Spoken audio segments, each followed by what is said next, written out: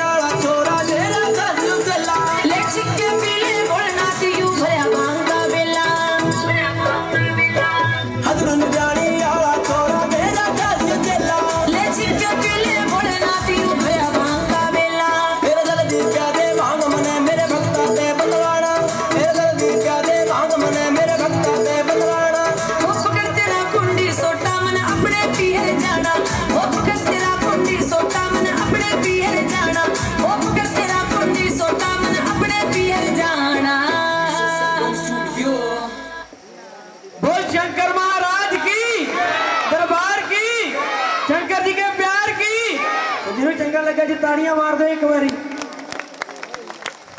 तू खड़ी खड़ी तू हल्लर गोरा चाल कसली चाले तू चाल कसली चाले आज चाल कसली चाले तू खड़ी खड़ी तू हल्लर गोरा चाल कसली चाले तू खड़ी खड़ी तू हल्लर आज चाल कसली चाले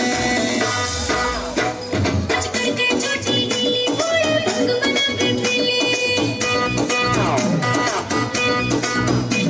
आज करके छोटी गली बोल भंग बना बेबेली भंग बना बेबेली आज भंग बना बेबेली आज करके छोटी गली बोल भंग बना बेबेली खड़ी खड़ी तू हल्लर गोरा चाल कसली चाले ये अपने दिल बोल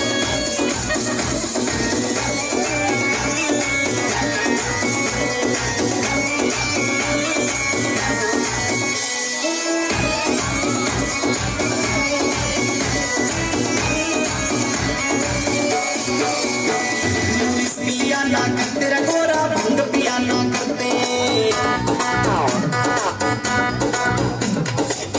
लिया ना कर तेरा गोरा भंग पिया ना करते तेरा भंग पिया ना करते यू भंग पिया ना करते ऐसा लिया ना कर तेरा गोरा भंग पिया ना करते बिन सोचे समझे ऐसे गोरा भंग पिया ना करते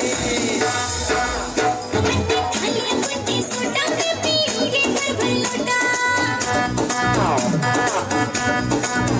मन में खाली कुंडी सोटा पे पीऊंगी भर भर लोटा पीऊंगी भर भर लोटा पे पीऊंगी भर भर लोटा करके छोटी गली बोल भंग बना बेबेली चाल कसली चाले तू खड़ी खड़ी तू हल्ले ये अपने दिल बोल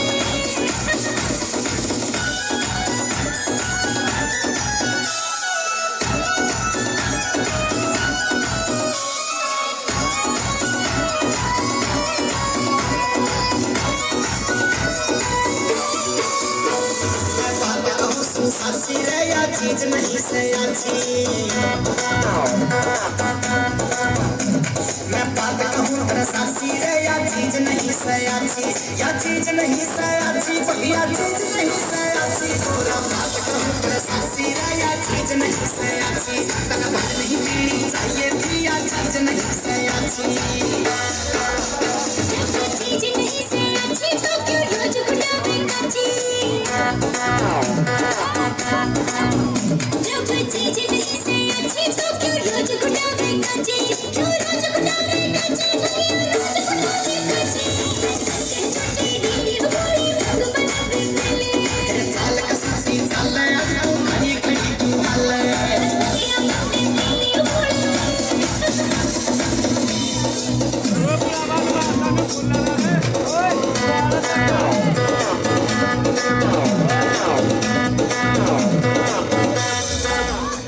क्यों इतनी छो मैं बोरी, मैं कहूँ कान पकड़ के सूरी। क्यों इतनी छो मैं बोरी, मैं कहूँ कान पकड़ के सूरी। अरे कान पकड़ के सूरी मैं भी भांग पीऊँ ना गोरी। क्यों इतनी छो मैं बोरी, मैं कहूँ कान पकड़ के सूरी। क्यों इतनी छो मैं बोरी, मैं कहूँ कान पकड़ के सूरी। हिंदर सा भोला मारा मिट गया घर का रोना। हिंदर सा भोला मारा मिट गया घर का रोना। मिट गया घर का रोना मारा, मिट गया घर का रोना। मैंने बात छोड़ दी भोले मारा मिट गया घर का रोना। अनुपजी कर मेरी गावे गाके शिव को रंग मनावे। बात छोड़ दी भोले मारा मिट गया घर का रोना। अनुपजी कर मेरी गावे गाके शिव को रंग मनावे। बात छोड़ दी भोले मारा मिट गया घर का रोना। माता जी को जोरदार ताली लगा दो। बोलिए शंकर भगवान की। क्या बात है जी, थोड़ा थोड़ा रास्ता छोड़ दो क्योंकि नाथों के नाथ अघोरी नाथ मेरे भोले भंडारी।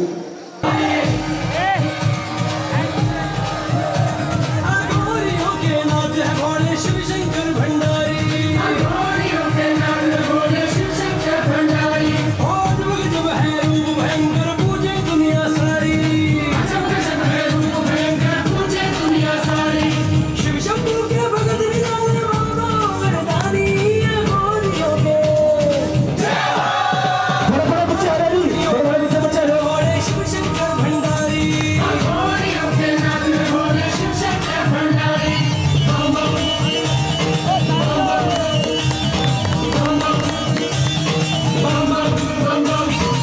डिमक डिमक डिम डमरू बजाए। चौधरी आगन चप्पड़ कलवे मार रहे किलकारी। अगोरियों के नाथ भोले शिव शंकर भंडारी। शिव शंकर भंडारी।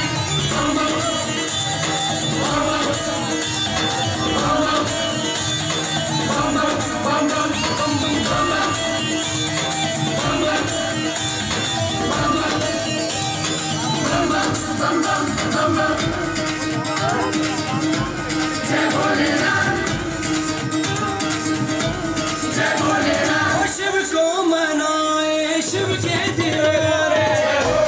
जोरदार ताली लगा दो। भोले के चरणों में जिनके ठिकाने। भोले को मनाए शिव के दीवाने। शिव शरणों में जिनके ठिकाने।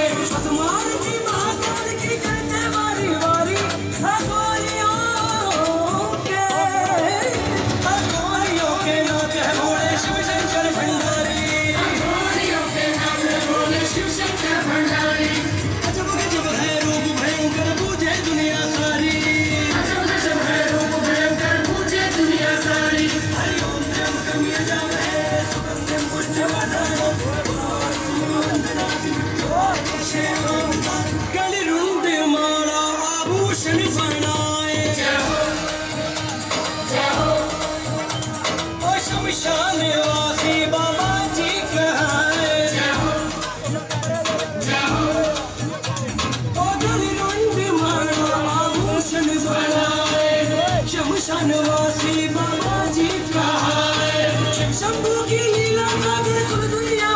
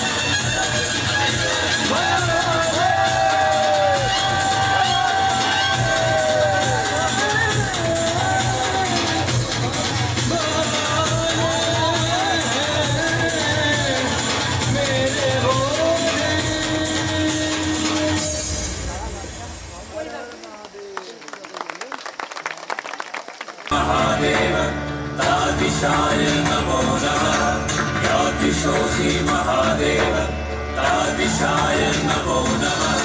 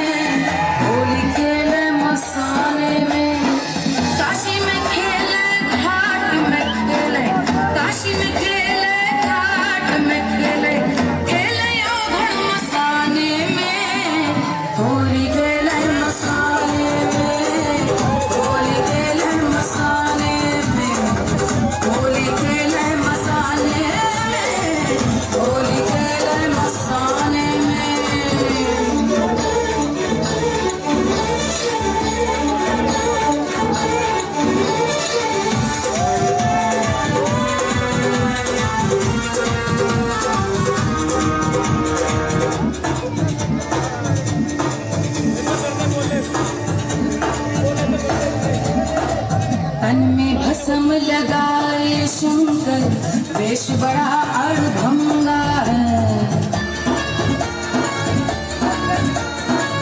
तन में भस्म लगाए शंकर वेश बड़ा अड़भंगा है माथे पर चंद्रमा विराज जटा में सोहे गंगा रे जटा में सोहे गंगा रे खोल दिया तीसरा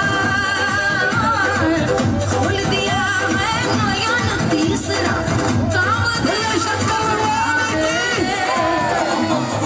होली खेले मसाले में होली खेले मसाले में होली खेले मसाले में होली खेले मसाले में अरे नाग से खेले अरे राग से खेले अरे भस्म से खेले अरे भूत से खेले अरे रेत से खेले अरे प्रेत से खेले अरे भंग से खेले अरे रंग से खेले अरे भंग से खेले रंग से खेले भंग से खेले रंग से खेले जय हो जय हो जय हो जय हो जय हो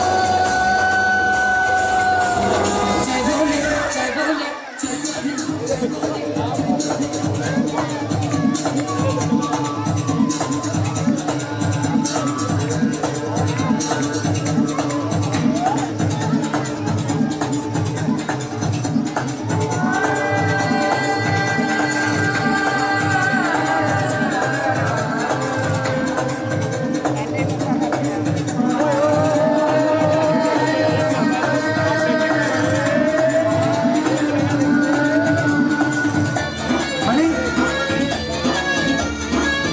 भंगिया पीवे भोला शंकर धतूरा तोरे खावे रे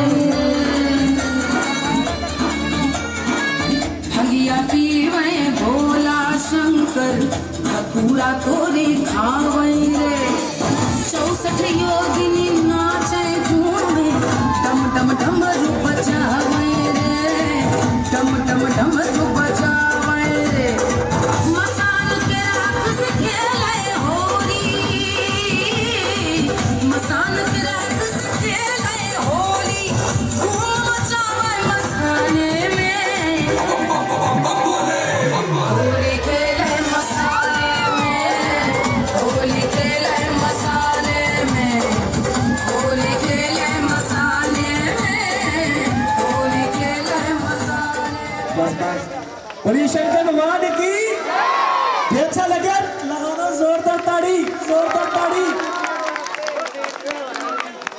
बोलिए शंकर भगवान की। लो जी बिल्कुल लास्ट कोने की बरात सारे ने लैडी नच के बात है जी को जोरदार ताड़ी लगा दियो जी, खुल के ताड़ी लगा दियो। स्टेज खाली कर दो फटाफट, आ जाओ थले, आ जाओ सारे, आ जाओ आ जाओ।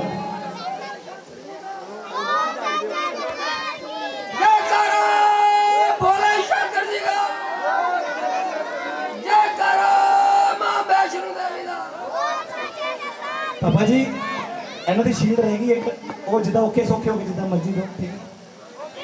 ਜੇ ਕਰਾਂ ਮੈਂ ਵੈਸ਼ਨੋ ਦੇਵੀ ਜੀ ਦਾ, ਜੇ ਕਰਾਂ ਮੈਂ ਚਿੰਤਾਪੁਰਨੀ ਦਾ, ਜੇ ਕਰਾਂ ਜਵਾਲਾ ਜੀ ਦਾ, ਜੇ ਕਰਾਂ ਕਾਲੀ ਕਲਕੱਤੇ ਵਾਲੀ ਦਾ, ਹੋਰ ਸੱਚੇ ਦਰਬਾਰ की ऑडियो ਤੁਹਾਨੂੰ YouTube ਤੇ ਮਿਲੂਗੀ।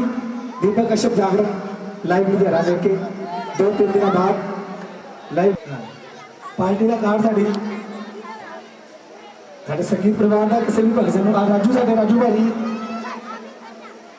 ਤੇ ਮਹਿਲਾਂ ਦੀ ਰਾਣੀ ਬਣੀ ਤੇ ਤਾਰਾ ਰਾਣੀ ਕਹਿਲਾਈ ਤੇ ਤਾਰਾ ਰਾਣੀ ਦੇ ਕਥਾ ਤੋਂ ਹੀ ਨਾਮ ਤੋਂ ਹੀ ਇਹ ਕਥਾ ਦਾ ਨਾਮ ਰੱਖਿਆ ਗਿਆ ਤਾਰਾ ਰਾਣੀ ਦੀ ਕਥਾ। ਤਾਰਾ ਦਾ ਜਨਮ ਹੋ ਗਿਆ ਰਾਜੇ ਸਪਰਸ਼ ਦੇ ਘਰ ਵਿੱਚ। ਸਮਾਂ ਬੀਤਿਆ, ਦਿਨ ਬੀਤੇ, ਹਫ਼ਤੇ ਬੀਤੇ, ਮਹੀਨੇ ਬੀਤੇ, ਸਾਲ ਬੀਤੇ। ਕਹਿੰਦੇ ਨੇ ਕਿ ਰਾਜੇ ਦੇ ਘਰ ਵਿੱਚ ਇੱਕ ਹੋਰ ਬੇਟੀ ਪੈਦਾ ਹੋ ਗਈ, ਇੱਕ ਹੋਰ ਕੰਨਿਆ ਦਾ ਜਨਮ ਹੋ ਗਿਆ। ਰਾਜਾ ਫਿਰ ਬੜਾ ਖੁਸ਼ ਹੋਇਆ, ਪ੍ਰਸੰਨ ਹੋਇਆ। राजे ने फिर पंडितों को सद्या कि आओ मेरे घर एक होर बेटी पैदा हुई है, ਇਹਦਾ भी टेवा पत्री तैयार करो।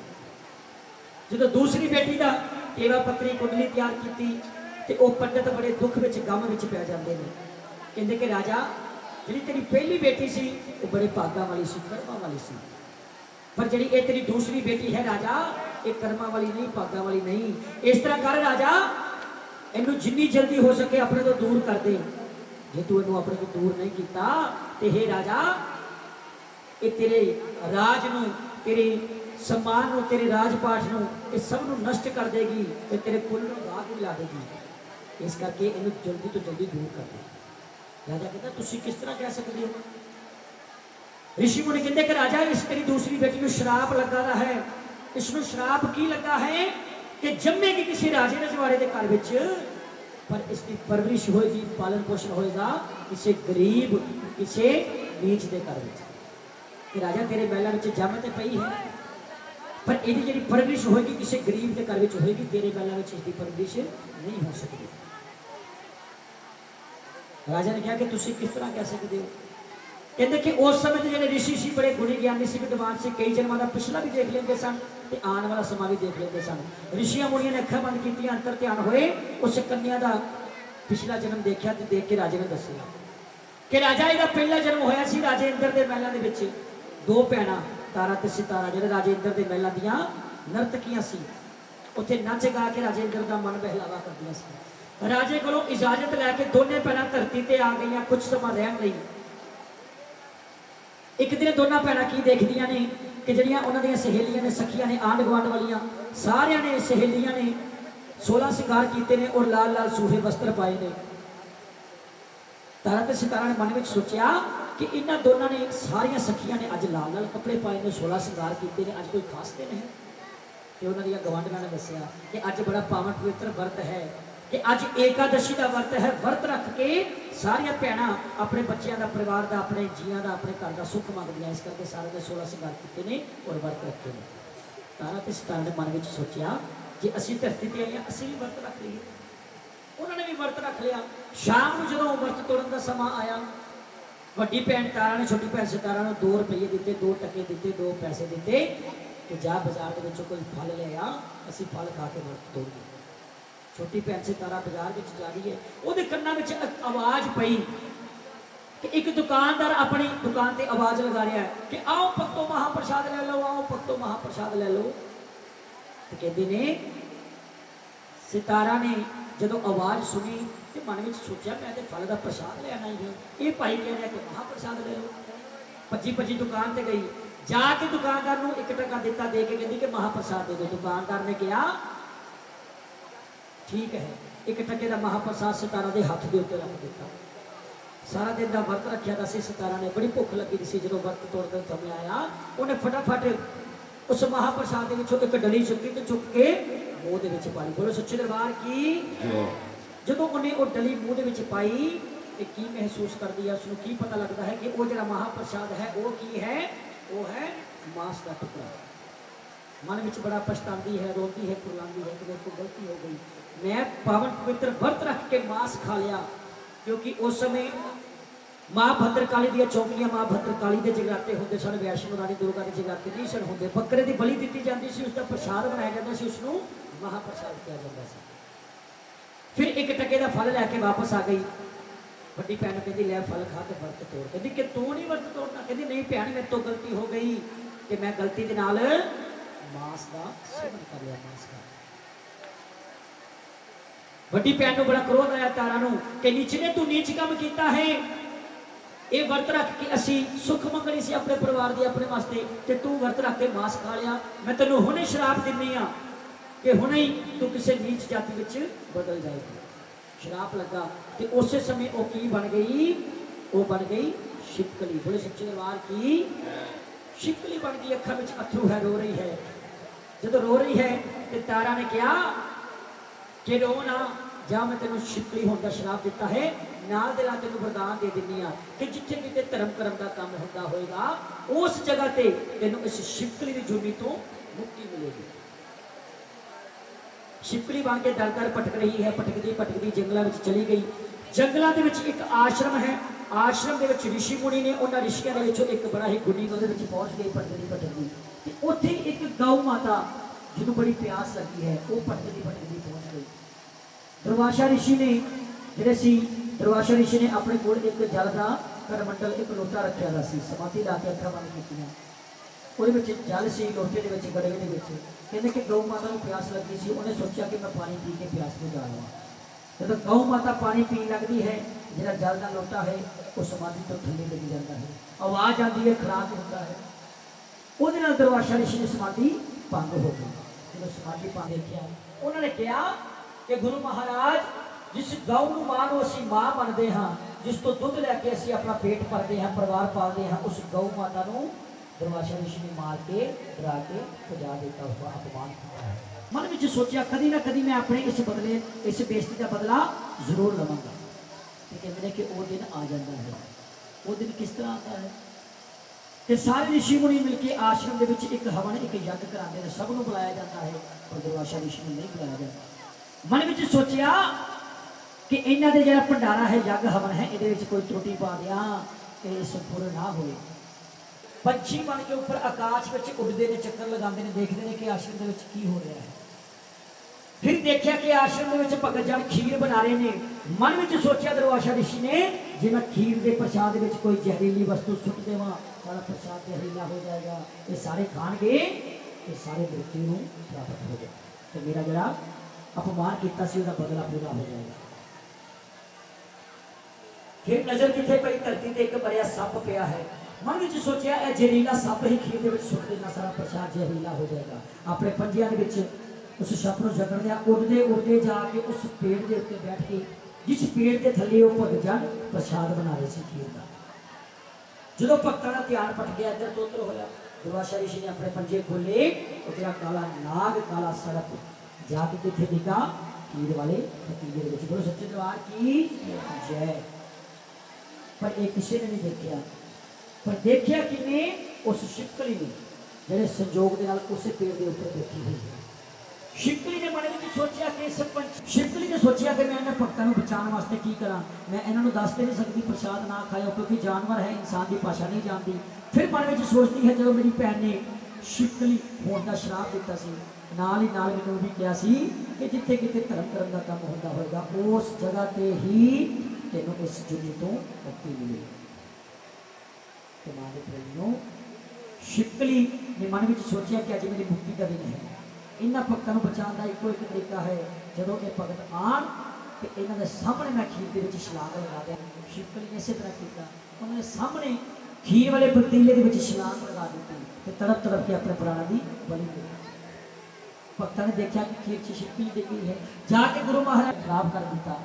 ਬੜਾ ਕ੍ਰੋਧ ਆਉਂਦਾ ਹੈ, ਗੁੱਸਾ ਆਉਂਦਾ ਹੈ, ਸ਼ਰਾਪ ਦੇ ਦਿੰਦੇ ਨੇ, ਜਾਂ ਤੈਨੂੰ ਸ਼ਰਾਪ ਦਿੰਦੇ ਆ, ਜਿਹੜਾ ਤੇਰਾ ਅਗਲਾ ਜਨਮ ਹੋਏਗਾ ਕਿਸੇ ਗਰੀਬ ਦੇ ਘਰ ਵਿੱਚ, ਕਿਸੇ ਕੰਗਲੇ ਦੇ ਘਰ ਵਿੱਚ ਤੇਰਾ ਪਾਲਣ ਪੋਸ਼ਣ ਹੋਏਗਾ, ਤੈਨੂੰ ਐਡਾ ਦਾ ਕਿਲਾ ਹੋ ਗਿਆ ਸੀ। ਇਹਦੇ ਵਿੱਚ ਤੇ ਪਹਿਲੇ ਸੱਪ ਪਿਆ ਸੀ ਤੇ ਇਹ ਸ਼ਿਪਕਲੀ ਤੇ ਕੋਈ ਭਗਤ ਨਹੀਂ ਹੈ ਜਿਨੇ ਆਪਣੇ ਪ੍ਰਾਣਾਂ ਦੀ ਬਲੀ ਦੇ ਕੇ ਸਾਡੀ ਜਾਨ ਬਚਾਈ। ਤੇ ਸਾਡੇ ਕੋਲੋਂ ਗਲਤੀ ਹੋ ਗਈ, ਅਸੀਂ ਇਸ ਨੂੰ ਸ਼ਰਾਪ ਦੇ ਦਿੱਤਾ। पर ऋषि मुनि कहते जुबान चो निकलिया लफ्ज, कमान चो निकलिया तीर कदे वापस नहीं आता। इस तरह दिता होया शराब भी वापस नहीं ले सकते। गुरु महाराज ने कहा कि असीं इसनूं शराब दिता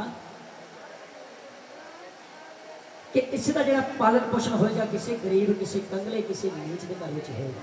पर नाल नाल इहनूं वरदान दे दिंदे आ कि जिहड़ा इहदा जन्म होएगा वो किसी राजे के घर में होएगा। ये सारी जिहड़ी कथा ऋषियां मुनियां ने किहनूं सुनाई? राजे सुपर्श नूं कि राजा इस तरह ये जी तेरी दूसरी बेटी आई है, ये इस तरह शराप लैके आई है कि राजा इसको शराप है, जमेगी किसी राजे के घर में लेकिन परवरिश होगी किसी गरीब के घर में, तेरे महलों से परवरिश नहीं हो सकती, इन्हू दूर कर दे अपने तो। राजा कहता किस तरह दूर करा? कहते कि राजा एक चंदन की लकड़ी का संदूक बना, संदूक के इस कन्या नूं पा दे, नाल थोड़ा सोना चांदी रख दे, संदूक बंद करके उत्ते भी सोना चांदी रख दे, नाल कोई अपनी निशानी रख दे ते नदी दे विच नहर दे विच इसनूं बहा दे, रोड़ दे। जे इहदे साह बधे होणगे ते किनारे ते लग जाएगी, किसी दे हत्थ आ जाएगी, जे नहीं तो उस नदी दे विच ही डुब के जीवन लीला की समाप्त हो जाएगी, तेनों पाप भी नहीं लगेगा, ये दूर भी हो जाएगी। राजे ने इस तरह किया, एक लकड़ी का संदूक बनाया, उस कन्या नूं विच पा दिता, नाल सोना चांदी रख दिता, नाल की रख दिता, गौर करना, राजे ने नाल रख दिता एक भगवान सालग्राम की सोने की मूर्ति।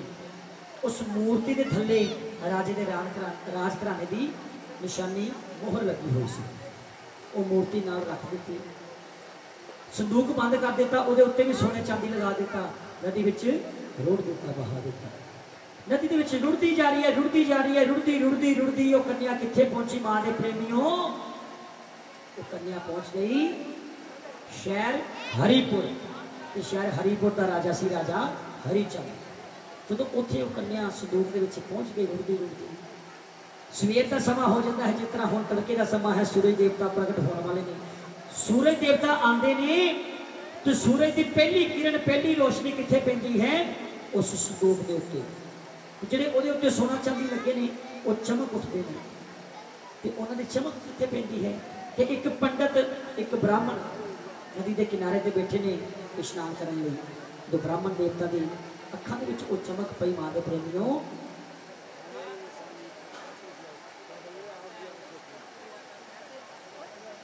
घर वाले भैन जी से मेरे कोल बैठे, मैं पूछया भैन जी कथा कित्थे छड्डी सी?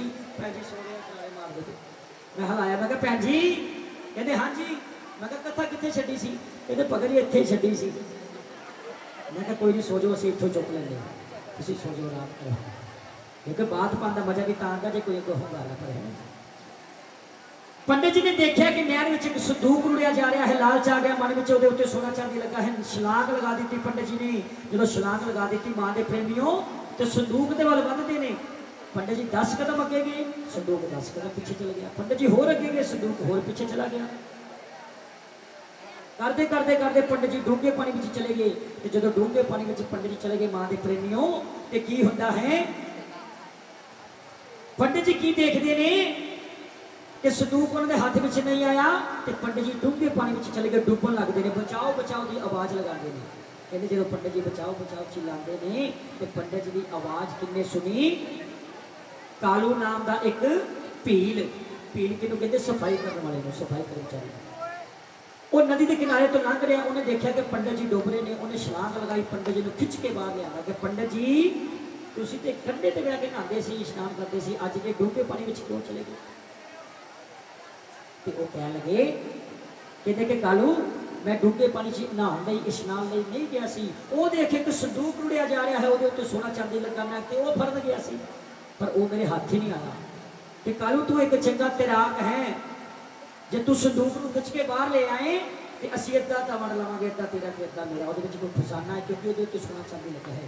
कालू दी लालच विच आ गया, नदी च छलांग लगा दी। जदों छलांग लगाई तो कहते कि कालू 10 कदम अगे जाता है, तो संदूक 10 कदम कालू वाल आना शुरू हो जाता है। क्यों? क्योंकि उस कन्या को श्राप है किसी गरीब के घर में आएगी, किसी कंगले के हाथ में आएगी, तो कालू एक गरीब इंसान, कालू के हाथ में संदूक आ जाता है, खिंच के बाहर ले आता है उन्होंने, कहना पंडित जी दसो ये 2 हिस्से किस तरह करिए? पंडित जी ने कहा कि कालू इस तरह कर, धरती से एक गोल घेरा बना, दो पत्थर लै, एक तेरे नाम का एक मेरे नाम का, हवा दे विच उछाल, जिहदा पत्थर घेरे दे अंदर डिग गया तो संदूक के अंदरला माल ओहदा, जिहदा बाहर डिग गया बाहरला माल ओहदा। इसी तरह किया, धरती ते घेरा बनाया, दो पत्थर ले, हवा दे विच उछाले, ते कहते ने संजोग दे नाल की हुंदा है, जिहड़ा कालू दे नाम का पत्थर है वो घेरे दे अंदर डिग जाता है। बोले सच्चे दरबार की। तो पंडित जी ने कहा कि कालू संदूक के अंदरला माल तेरा है, खोल है, जो कुछ है वो तेरा। जो संदूक खोलिया कालू ने तो संदूक चो की निकलता भैन जी, की निकलता जी, वो कन्या, वो कंजक राजा स्पर्श की बेटी। कहते हैं कि जो कालू ने देखा कि संदूक में कुड़ी कन्या चुक के उन्होंने अपने सीने न लाया, गलवकड़ी पाई, देखा कि कन्या हस रही है, खेड रही है, कालू ने दिल में की आंदा है कि अज तो बाद ये मेरी बेटी है, अज तो बाद ये मेरी धी है। कि कालू ने कहा अज तो बाद ये मैं अपनी बेटी समझ के पालांगा, इसका कन्या दान मैं करांगा। तो कहते ने मां दे प्रेमियों कालू उस कन्या नूं नाल लेके जाण लगदा है। पंडित जी कहते कि इहदे विच धन दौलतां दे ने वो भी ले ले। ते कहते ने कालू ने नाल धन दौलतां ले लिया, थोड़ा जिहा सोना चांदी ले लिया, नाल की ले लिया वो भगवान सालग्राम की सोने की मूर्ति जी राजे ने रखी सी विच, नाल लैके अपने घर चला गया। जो घर चला गया तो मां के प्रेम में की देखता है कालू, पत्नी बैठी है धर्म पत्नी। कालू ने उस धर्म पत्नी को कहा कि अज तो बाद ये साडी बेटी मिली है, अज तो बाद ये साडी बेटी है, इसमें असीं अपनी बेटी समझ के पालांगे। धर्म पत्नी बड़ी खुश हो जाती है क्योंकि उन्होंने घर में कोई औलाद नहीं, कोई बेटी नहीं। उसका पालन पोषण शुरू कर देंगे ने बेटी का। ते कहते ने कि दिन बीतते हैं, हफ्ते बीतते हैं, महीने बीतते हैं, साल बीतते हैं, जी उन्होंने बेटी वो वड्डी हो जाती है। जो बेटी वड्डी हो गई मां के प्रेमियों तो की होता है, की देखते हैं कि सोच में डुब जाते हैं। कहते हैं कि हुण साडी बेटी जवान हो गई है, इहदे हाथ पीले करिए, इहदे हाथ पीले करिए, इहदा ब्याह कर दईए। जो रिश्ता लभन जाते हैं कालू तो उसकी धर्म पत्नी अपनी बेटी वास्ते नाम वो रखते हैं रुकमन, रुको रुको कह के उन्होंने बुलाते हैं। तो कहते हैं कि रुकमन का रिश्ता लभन जाते हैं, एक चंगे घर का रिश्ता आ जाता है, चंगे घर का साथ आ जाता है। जो साथ आ जाता है हमारे प्रेमियों तो की होता है, रुकमन का ब्याह हो जाता है, डोली में बिठा के उसको विद्या कर देते हैं। रोंदी रोंदी डोली में बैठ के अपने माँ प्यो तो विद्या लेंदी है, विद्या होकर अपने सोहरे परिवार के घर में पहुँच जाती है। जो सोहरे घर चली गई रुकमन तो की होता है मां के प्रेमियों, एक चंगा घर, एक चंगा परिवार, एक चंगा घर वाला, एक चंगी सस ने जिद फड़ दी। सस मां कहती चल ठीक है कि तेरी जिद है तो इस तरह करती है। पर सस मां ने कहा कि चल तेन काम ते लाने तो पहला मैं रानी तारा ने दर्शन करावांगी। रानी तारा कौन थी? रुकमन की भैन राजे स्पर्श की पहली बेटी। संजोग के नाल की होया, इधरों रुकमन जवान हो गई, उधरों रानी तारा जवान हो गई, दोनों का ब्याह हो गया। ब्याह की संजोग के नाल इक्को शहर दे विच हो गया, शहर हरिपुर दे विच। पर फर्क इन्ना पै गया कि जिहड़ा राजा रानी तारा का ब्याह होया वो कितना होया राजे हरिचंद के नाल, ते जिहड़ी रुकमन का ब्याह होया वो होया महला च सफाई करने वाले। एक रानी बन गई, एक दासी बन गई। ना रुकमन को पता है ना रानी तारा को पता है कि दोनों बहन है, पता किस तरह लग रहा है। जो रुकमन सस मां नूं कहती है कि मां काम ते मैं जावांगी, काम मैं करांगी, रानी तारा दे महल च मैं जाया करांगी। सस मां ने कहा कि चल फिर कहीं पहले रानी तारा दे मत्था टेकना। रुकमन कहती मां रानी तारा को मन में सोचते हैं कि असीं रानी तारा को की देईए, जो जाके दर्शन करांगे मत्था टेकांगे, कुछ ना कुछ भेटा चढ़ानी पड़ेगी, साडे कोल ते गरीबां कोल कुछ नहीं। रुकमन ने कहा मां जी मेरे पिताजी ने वो दाज में भगवान सालग्राम की सोने की मूर्ति दी सी, असीं उसकी पूजा की विधि नहीं जानते, वो मूर्ति का अपमान हो रहा घर के इदा ही पई है, क्यों ना असीं वो मूर्ति रानी तारा को भेटा कर दीए, उपहार दे दी। मैंने कहा कि हाँ ठीक है, वो मूर्ति नाल ले ली, महल चले गए। रानी तारा के दर्शन करने वास्ते कहते जो जाके मत्था टेकिया रुकमन ने रानी तारा के दर्शन किए, उपहार स्वरूप वो जी मूर्ति रानी तारा को भेटा की रुकमन ने। रानी तारा जो वो मूर्ति देखी तो रानी तारा झटपट पहचान गई कि ये तो वही मूर्ति है जी मेरे पिता ने राजा स्पर्श में मेरी दूसरी बहन के पानी में रख के तेरे को किस तरह रुकमन ने कहा कि रानी तारा जी ये मूर्ति बचपन तो ही मेरे नाल है, तो मेरे पिताजी ने शादी तो बाद भी दाज में चले जब ये देखा कि मां के प्रेमियों रानी तारा झटपट समझ गई कि एक मूर्ति ये कोल है कि एक वो है मेरी भैन है। रुकमान रानी तारा को पता लग गया हम कुछ सोचती है रानी तारा कि ये मेरी भैन है दसा, लेकिन कहती मैं दस नहीं सकती क्योंकि ये सारे परिवार वास्ते अच्छी नहीं थी। धर्म ये भाग साढ़े महिला वास्ते परिवार वास्ते अच्छी नहीं, इस करके पिताजी ने दूर किया सी। मन में सोचती है कोई गल नहीं दसा जो मेरे को आया करेगी अपना दो गल्ला करना करेंगे प्यार के नाल तो दिल में थक गया। रानी तारा के महिला में रुकमन ने आना शुरू कर दिया सफाई करनी। एक दिन की होया मां दे प्रेमियों कि रानी तारा के महिला में रुकमन सफाई करती थी। सफाई करने के बाद रानी ने महिला जी के मां का मंदिर बनाया है। रुकमन मंदिर में पहुंची सफाई करके सफाई करके जान लगी कि पंडिता ने पुजारियों ने कुछ कुछ बेटा गाने सिखाने गाने शुरू कर दिए। रुकमन ने पूछा पुजारियों ने पंडिता नु कि तुसी रोज पत्थर की मूर्ति लेके जाके उसी सिखाने लगे हो बेटा लगे हो सब कुछ लेना पत्थर की मूर्ति कुछ देनी है। आज तो गलती ना किया तो पत्थर की मूर्ति आज के बाद तेरी पत्थर की मूर्ति ये बोल के पत्थर को बनाने वाला चाहिए, कोई रिक्शा का स्मृति लाने वाला चाहिए। केड़ा आखरा के मैया नहीं सुनती तो सच्चे दिल सुनाने वाला चाहिए। ये कौन बोल रही पत्थर की मूर्ति जो मंगा मेरी मां को मांग ले कि मेरी मां छोड़ना पड़ दूंगी है पत्थर की मूर्ति नहीं साक्षात महामाई है। रुकमन कहती जेगा कुछ मंगा तो माता मिले कि हाथ दो के रुकमन ने अरदास कराई सुखना दी अरदास करा के महामाई को सुख मंगी। और सुखना दी अरदास है जी रुकमन दी अरदास है प्रभात में दी अरदास जरा भी कराना चाहता है कोई सुख मंगनी चाहता है, कोई अपने बेटे वास्ते कोई बेटी वास्ते कोई अपने कारोबार वास्ते दुकान वास्ते मकान वास्ते कोई अपनी शारीरिक अगर कोई कष्ट है कोई रोग है तो जो भी कुछ सुख मंगनी है अरदास बंद मुट्ठी करके महामाई के भोले करा सकते हैं क्योंकि रुकमन की अरदास है सुखना की अरदास है। रुकमन ने बंद मुट्ठी करके अरदास कराई माता को सुख मंगी के माता रानी जे मेरे घर धी या पुत्र देगी तो मैं तेरा जगराता करावा। सुखना की अरदास करा के रुकमन ने महामाई को वो वरदान मिल गया। बोले सच्चे दरबार की जय। और जो भी अरदास करना चाहता है जैसे कपड़े में पानी है बंद मुट्ठी करके जो भी मंगना है महामाई को अपने मन के ढाल के मंगना है। ये सुखना की अरदास है प्रभात की अरदास रुकमन के नाम की अरदास। बोले सच्चे दरबार की जय। रुकमन ने सुख मंगी के माता रानी पुत्र देंगे तो जगराता करावांगी। मां ने कृपा की पुत्र हो गया।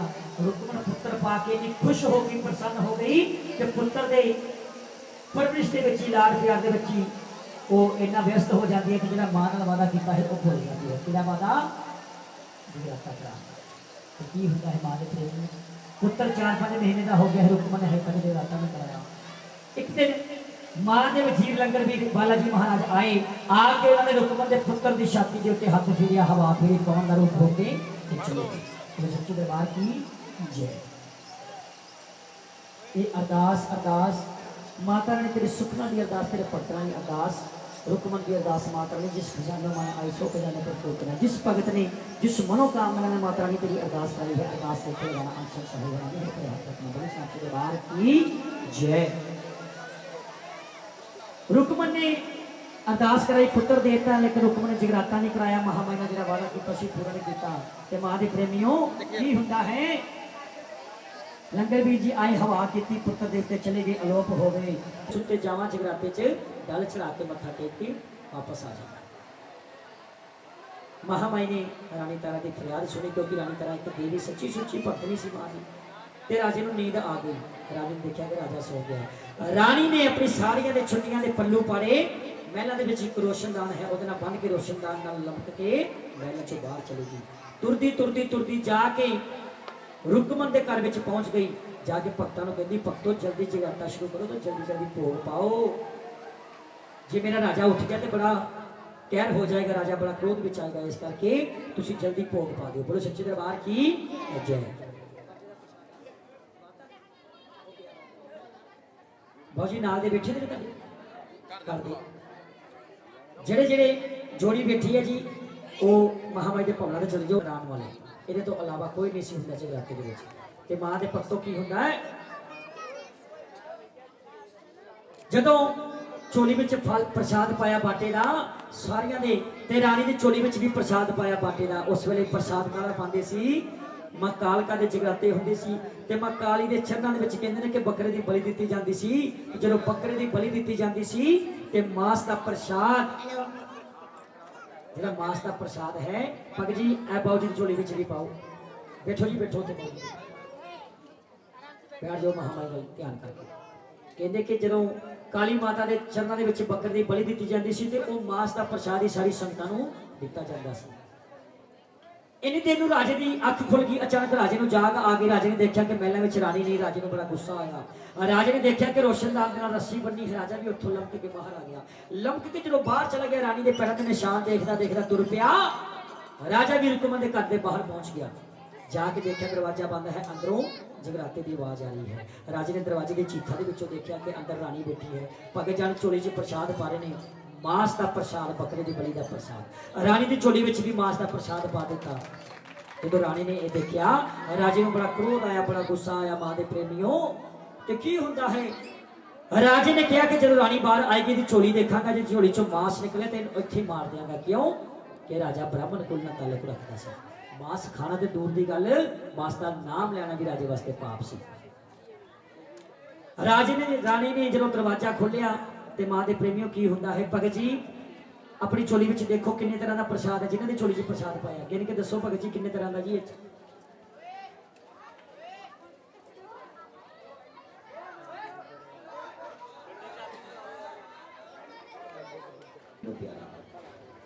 अच्छा होर दस तेन की प्यारा।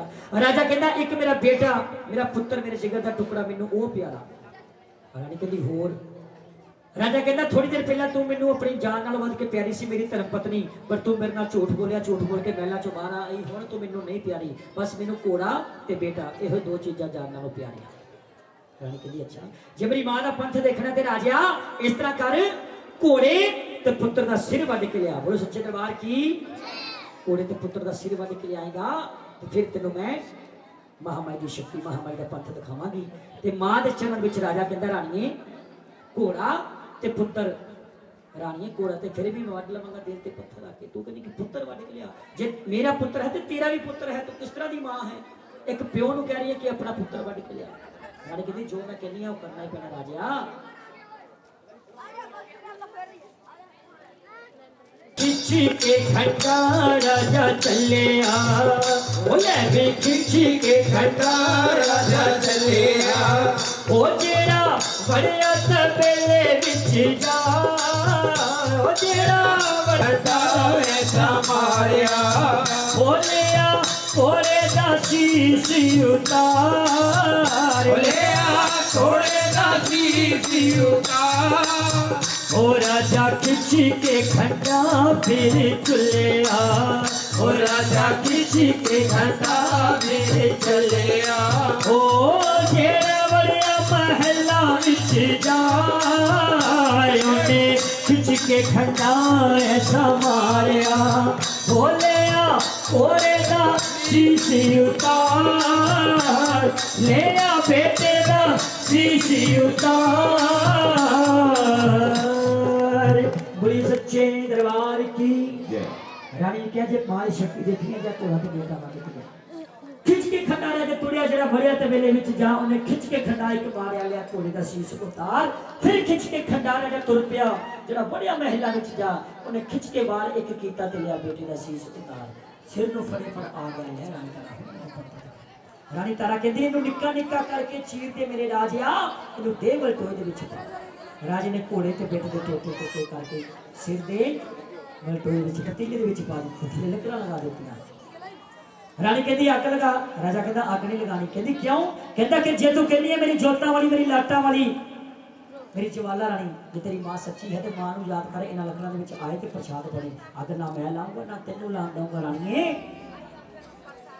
मां नूं याद किया ज्वाला मां नूं रानी तारा कि आओ अज इस पापी हंकारी राजे ने तुहानूं जमाया है आन के दर्शन दो।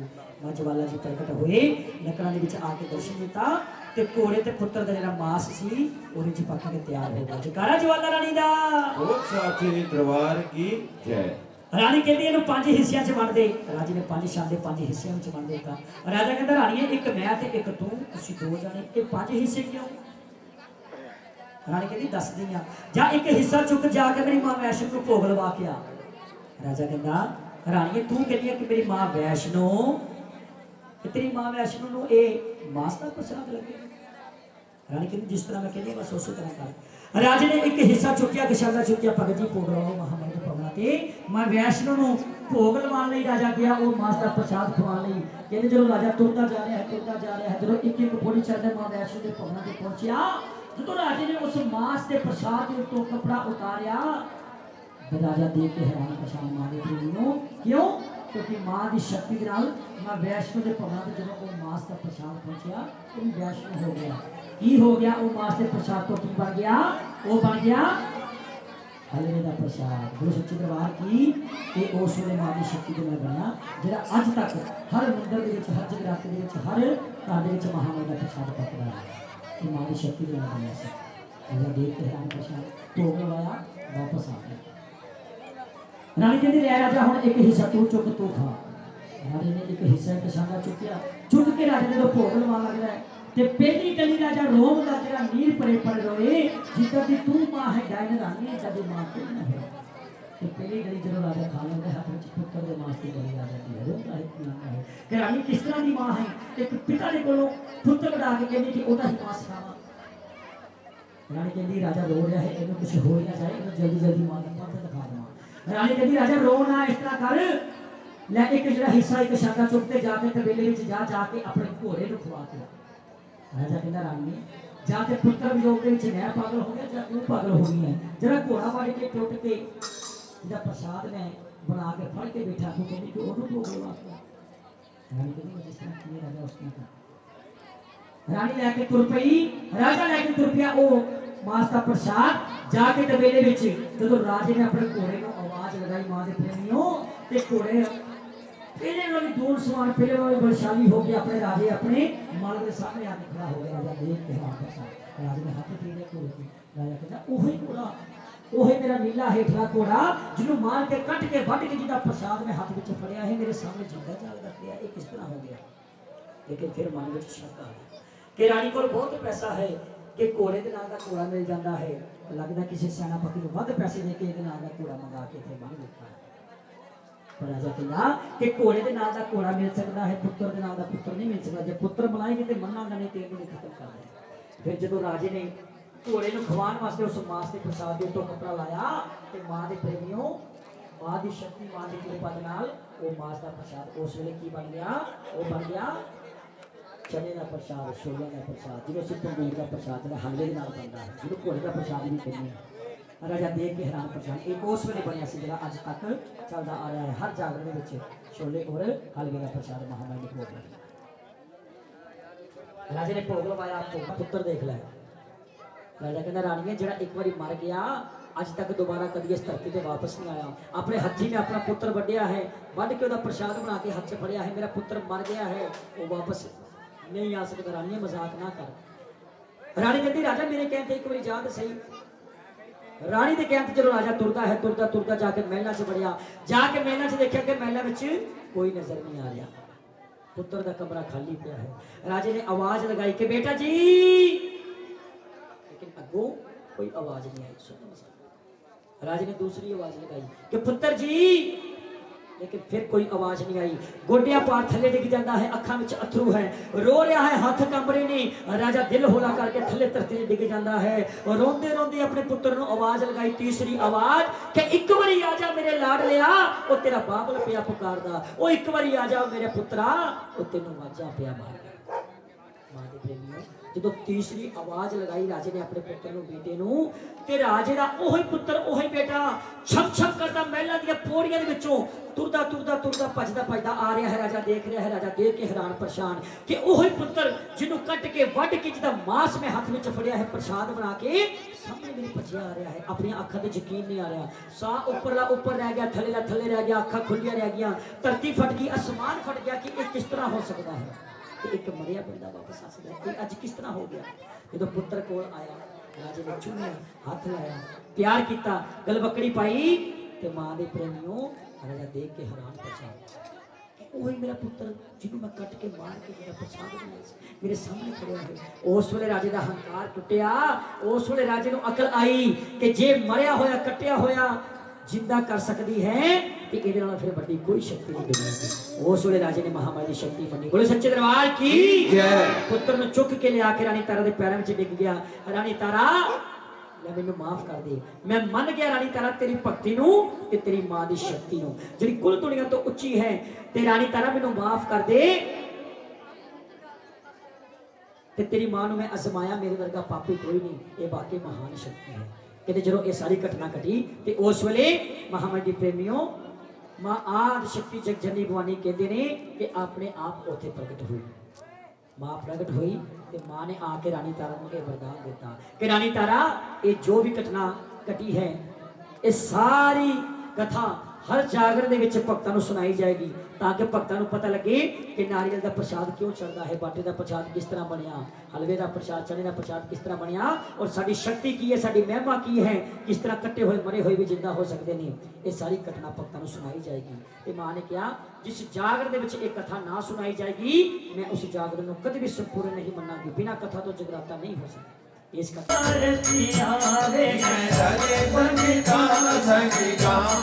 मैया जी तेरिया आरतियां आरतियां तेरिया आरतियां आरतियां तेरिया आरतियां ओ तेरा सोना सोना दर महका मैया जी तेरिया आरतियां मैं नल संगता नल गा भवानी तेरिया आरतियां मां हाथ मेरे विच गंगा जल गड़ेवा हाथ मेरे विच गंगा जल गड़ेवा मैं मैया नूं स्नान करावा भवानी तेरिया आरतियां वे मैं रले बच्चियां नल गावा भवानी तेरिया आरतियां हे हाथ मेरे विच लाल लाल छोला हाथ मेरे विच लाल लाल झोला मैया जी दे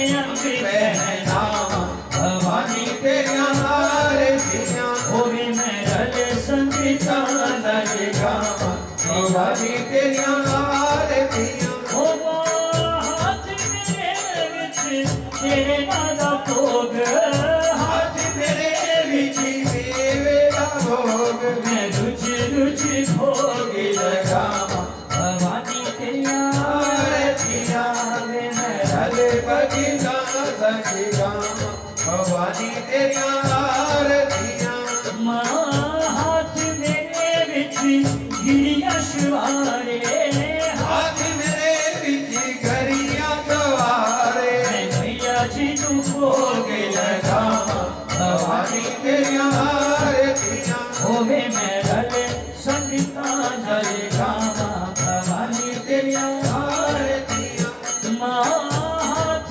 मेरे विच केसर कौली हाथ मेरे विच केसर कौली मैया जी नूं मैं सारी संगत नूं ओ सारे भगतां नूं दिल के लगावा भवानी तेरिया आरतियां होवे मैं रल संगता नल गावा भवानी तेरिया आरतियां मां आरतियां तेरिया आरतियां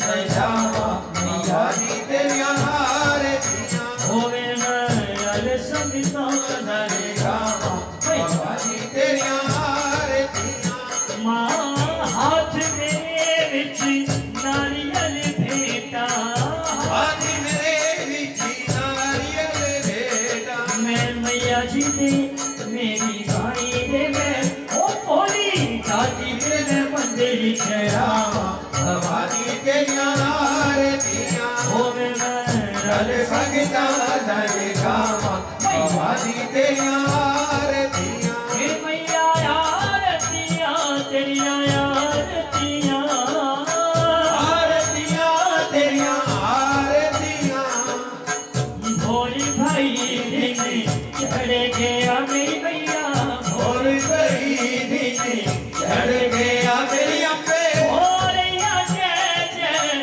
काले मगरी बिच आरती जय मां हम पहाड़ा वाली आरती जय मां मैया दरबारा वाली आरती जय मां किन किन मैया तेरा मंदिर बनाया भैया तेरा मंदिर बनायो वो किन तेरा चरण चुराया पहाड़ा बिच आरती जय मां मैया पहाड़ा वाली आरती जय मां मैया दरबारा वाली आरती जय मां पंजा पंजा पांडवा ने मंदिर बनाया तेरा पंजा पंच पांडवा ने भवन बनायो अर्जुन चरण चुराया पहाड़ा बिच आरती जय मां मैया दरबारा वाली आरती जय मां मैया पहाड़ा वाली आरती जय मां वो मैनू मैया वाले देसी पंचा देवे तेरा केड़ा पुण्य लगदा भैया वाले देश पंचाली विधीरा केड़ा भूली लगीदा वो मेरा जीवन सफल बना दे हाय तेरा केड़ा पुण्य लगदा मेरा जीवन सफल बना दे तेरा केड़ा भूली लगीदा मां मुल लगदा केड़ा मुल लगदा भूली लगीदा माए भूली लगीदा वो मैनू यश वाला तिलक लगा दे वो तेरा केड़ा भूली लगीदा वो मैनू मैया वाले देश पंचाली तेरा केड़ा मुल लगीदा केड़ा मुल लगदा केड़ा मुल लगीदा केड़ा मुल लगदा केड़ा मुल लगदा केड़ा मुल लगदा केड़ा मुल लगदा तेरा मुल लगदा तेरा भूली लगीदा ओ होई वर्षा अमृत दी होई वर्षा अमृत दी ओ होई वर्षा अमृत दी होई वर्षा अमृत दी ओ माई दे पवन ते अमृत दी माई दे पवन ते अमृत दी ओ होई वर्षा अमृत दी ओए होई वर्षा अमृत दी ओ मेले तेरे फेर होणगे मैया ओ मेले तेरे फेर होणगे ओ तेरा लगदा रहे दरबार मेले तेरे फेर होणगे मां तेरा सजदा रहे दरबार मेले तेरे फेर होणगे मैया काला मांगे काला वस्त्र काला मांगे काला वस्त्र काला मांगे काला वस्त्र काला मांगे काला मैया वस्त्र घोड़ा दूध कटोरी ले घरो लाल बेलोरी ले घोड़ा दूध कटोरी ले धरना तू लोरी ले ले ले पगता जाती बाल ने सुने ले संगे तेरे बार दे सुने ए कौन किसे कर आंदा जांदा कौन कौन किसे करयादा जावे दाना पानी खिंच ले आंदा दाना पानी खिंच ले ओ फेर कर होणगे सुहेले ले ले पगता जाती बार दे सुने ले ले संगीते जाती बाल के विजय तुम्हारे दास कराइए ये तुम्हारे दास कराइए हे अरदास में चरनी लगाइए ये दास में चलती लाइए ले बच्चे आ जाती बाल के सुने ले ले बच्चे आ जाती बार दे सुने बोलिए सच्चे दरबार की जय आओ जी आरतियां रख दो हम ਜਿਹੜੇ ਰਹਿ ਗਏ ਨੇ ਉੱਪਰੋਂ ਆਰਤੀ ਲੈ ਸਕਦੇ ਨੇ ਆਰਤੀ ਰੱਖ ਦੋ ਮਹਾਮਾਈ ਦੇ ਪਵਨਾਂ ਤੇ ਜਿੰਨੀ ਸੰਗਤ ਰਹਿ ਗਈ ਹੈ ਉੱਪਰੋਂ ਦੀ ਆਰਤੀ ਦੇ ਦਿਓ ਸਾਰੀ ਸੰਗਤ ਨੂੰ ਪਿੱਛੇ ਥਾਲੀ ਘੁਮਾ ਕੇ ਆਰਤੀ ਦੇ ਦਿਓ ਤੇ ਹੁਣ ਅਰਦਾਸ ਹੋਏਗੀ ਵਸਤਰ ਦੀ ਅਰਦਾਸ ਕੱਪੜੇ ਦੀ ਅਰਦਾਸ ਜਾਗਰਣ ਸੁਪੁਰਨ ਦੀ ਅਰਦਾਸ ਸੰਤਾਂ ਮਹੰਤਾਂ ਦੀ ਅਰਦਾਸ ਕਥਾਵਾਚਕਾਂ ਦੀ ਅਰਦਾਸ ਮਹਾਮਾਈ ਦੇ ਚਰਨ ਵਿੱਚ ਅਰਦਾਸ ਹੋਣਗੀ ਇਹ ਸਾਰੀ ਸੰਗਤ ਨੂੰ ਪਰਿਵਾਰ ਵੱਲੋਂ ਹੋਏਗੀ ਜਾਗਰਣ ਸੁਪੁਰਨ ਦੀ ਅਰਦਾਸ ਵਸਤਰ ਦੀ ਅਰਦਾਸ ਹੋਏਗੀ ਜੀ ਉਸ ਤੋਂ ਬਾਅਦ ਜਿੰਨੀ ਸੰਗਤ ਹੈ ਸਭ ਨੂੰ ਮਹਾਮਾਈ ਦੇ ਚਰਨਾਂ ਦਾ ਪ੍ਰਸਾਦ ਮਹਾਮਾਈ ਦਾ ਭੋਗ ਮਿਲੇਗਾ ਸਾਰਿਆਂ ਨੇ ਪ੍ਰਸਾਦ ਲੈ ਕੇ ਜਾਣਾ ਹੈ ਥੋੜੀ